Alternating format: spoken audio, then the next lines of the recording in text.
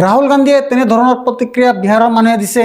তাৰ আলোচনা কৰাৰ আগতে মই ৰবিশংকৰক মনত পেলাই দিব বিচাৰোঁ, হিমাংশী নৰৱাল, লেফটেনেণ্ট বিনয় নৰৱালৰ পত্নী, তেওঁক লগ কৰিবলৈ ৰাহুল গান্ধী গৈছিল। তেওঁলোকৰ পৰিয়ালৰ সৈতে লগ কৰিবলৈ ৰাহুল গান্ধী গৈছিল। সকলোতকৈ ডাঙৰ কথা হৈছে যে এতিয়ালৈ কোনো শ্বহীদৰ পৰিয়ালৰ লগত সাক্ষাৎ কৰিবলৈ প্ৰধানমন্ত্ৰী নৰেন্দ্ৰ মোদী যোৱা নাই। শুভমৰ পত্নী হিমাংশী নৰৱাল, শীতল কালাথিয়া, বাইদেৱে তেওঁ গুজৰাটৰ বাসিন্দা, তেওঁৰ ল'ৰাৰ লগত সাক্ষাৎ কৰিছিল নেকি? কৰা নাই। এই কাৰণে কৰা নাই নেকি যে হিমাংশী নৰৱালে শান্তিৰ বাবে আপিল কৰিছিল।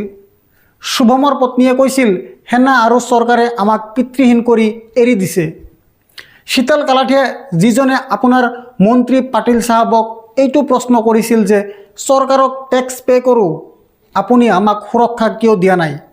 বাস্তৱটো হৈছে ৰাহুল গান্ধী যি ধৰণে বিহাৰত সঁহাৰি পাইছে, যেনেদৰে তেওঁ পিছপৰা জাতিৰ সমস্যা উত্থাপন কৰি আছে, কলেজ হোষ্টেলৰ সমূহত পিছপৰা জাতিৰ সমস্যাৰ কথা উত্থাপন কৰি আছে, শিক্ষাৰ ওপৰত কথা পাতি আছে, এইটো ডাঙৰ সমস্যাৰূপে পৰিগণিত হ'ব ধৰিছে। সমান্তৰালভাৱে প্ৰতিটো দিন তেজস্বী যাদৱ মানুহৰ লগত কথা পাতি আছে আৰু সমস্যাৰ বিষয়ে বুজ লৈ আছে, শ্বহীদ হোৱা ব্যক্তিসকলক শ্ৰদ্ধাঞ্জলি দি আছে, আৰু তাৰ পিছত নীতিশ কুমাৰ উপস্থিত হৈছে।